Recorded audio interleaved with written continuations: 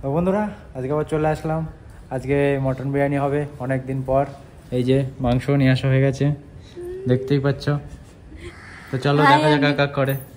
তো এই যে মটন বিরিয়ানির জন্য এবার চালটা ঢেলে দেওয়া হবে। চালে কিন্তু আগের থেকে নুন, তেজপাতা, গরম মশলা দেওয়াই আছে। বিরিয়ানির চাল রেডি হয়ে গেছে, ঢালাও হয়ে গেল। মাংসটা ম্যারিনেট করে নেব। তাই এখানে দিয়ে দিচ্ছি আদা রসুনের পেস্ট, আদা রসুন আর কাঁচা লঙ্কার পেস্ট। তারপরে দিয়ে দিলাম নুন, তারপরে দিয়ে দিলাম হলুদ, তারপরে দিয়ে দিলাম কাশ্মীরি লঙ্কার গুঁড়ো লাল, তারপরে একটু জিরের গুঁড়ো, তারপরে একটু ধনের গুঁড়ো। আর আমরা একটু ঝাল বেশি খাই তাই জন্য আবার একটু লঙ্কার গুঁড়ো দিয়ে দিলাম, যেটা ঝাল হয়। একটু গোলমরিচ গুঁড়ো দিয়ে দিচ্ছি, বিরিয়ানি মশলার গুঁড়ো, আমরা এটা ইউজ করি, এভারেস্ট সাই বিরিয়ানি মশলা। আমার পার্সোনাল দিক দিয়ে আমার পছন্দ, সেই কারণে। আর ওপর দিয়ে একটু পেঁয়াজ দিয়ে দিচ্ছি, দিয়ে সব একসঙ্গে মাখিয়ে দেবো, দিয়ে 15 মিনিট কি 10 মিনিটের মতো রেখে দেবো। তারপরে আবার টক দই দেবো। এখন পেঁয়াজ কাটছি বিরিয়ানির বেরেস্তা বানানোর জন্য। পেঁয়াজ কেটে নিই, তারপর দেখাচ্ছি। গ্যাসটাকে লো করে দিয়ে একদম তারপরেই ভাজতে হবে। 15 মিনিট হয়ে গেছে। এবার টক দইটা দিয়ে আবার মাখিয়ে রাখবো 5 থেকে 10 মিনিট।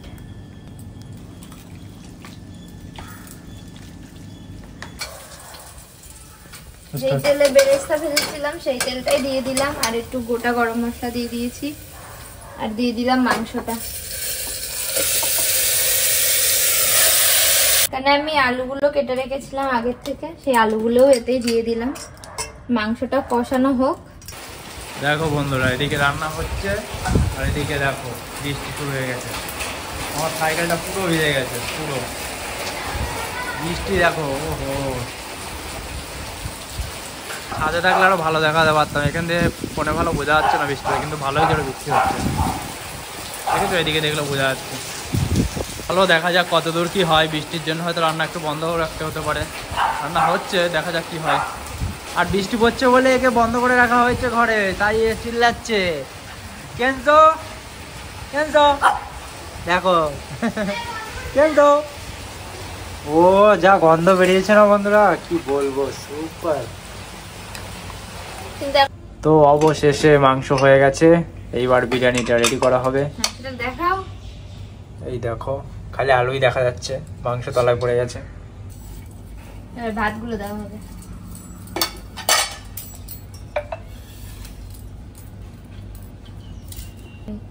এবার ভাতগুলো দিচ্ছি, যে লেয়ার বানাই সেটা করবো এখন।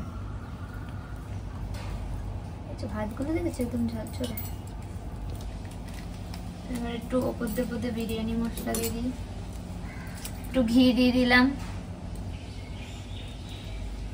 কেওড়া জল, গোলাপ জল, বেরেস্তা বানিয়েছিলাম সেটাও ওপর দিয়ে দিয়ে দিলাম। আবার একটু দিয়ে দেবো, আবার দিয়ে দিলাম কেওড়া জল 1 চামচ, আবার একটু গোলাপ জল দিয়ে দিলাম, মশলাও দিয়ে দিলাম অবশেষে। এরপরে একটু ঘি দেবো ওপর দিয়ে, এই যে ঘি, একটু বেশি বেশি করে ঘি দিই, কারণ ঘি খেতে ভালোবাসি, আমার বরের আবার পছন্দ না।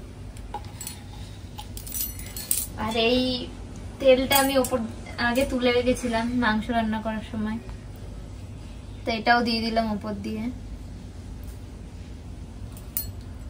মানে আমি যেভাবে বানাই আর কি, সবার টেকনিক আলাদা। এবার দেব দমে। আগে থেকে আটা মাখিয়ে রেখে দিয়েছিলাম যখন মাংসটা হচ্ছিল, এটাকে এখান দিয়ে চারিদিক দিয়ে লাগিয়ে দম দেব। তো এবার ঢাকা বন্ধ করে দিই, ভালো করে সিল করে। তো চলো এবার দম দিতে নিয়ে যাচ্ছি। তো বসিয়ে দিলাম, 5 মিনিট জোরে রাখবো, তারপরে 10 মিনিট আস্তে রাখবো, তারপর 10 মিনিট বন্ধ করে রাখবো, তারপর আমাদের বিরিয়ানি রেডি হবে। তারপরে দেখা হচ্ছে, রেডি করে নিই তারপর। বিরিয়ানি রেডি। এবার আমি বিরিয়ানিটা খুলছি। বিরিয়ানি খুলছো না বিরিয়ানি গাবলাটা খুলছো? মানে গাবলা খুলছি।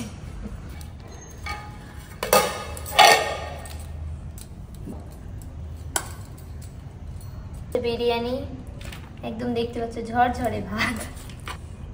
এই যে মাংস তলায় ছিল, মাংসের পিসগুলো খুবই ছোট ছোট বন্ধুরা। থালায় বাড়া হয়ে গেছে, এবারে এরপরে সব স্যালাড দেওয়া হবে, ডিম দেওয়া হবে। ডিম না দিলে কি ভালো লাগে। তো বন্ধুরা অবশেষে রান্না শেষ হয়েছে, এবার খেয়ে দেখি কেমন রান্না হলো। ঠিক আছে তো বন্ধুরা, চলো টেস্ট করে দেখা যাক কেমন হয়েছে রান্না। প্রথমে একটু বিরিয়ানি খেয়ে দিই। মাংস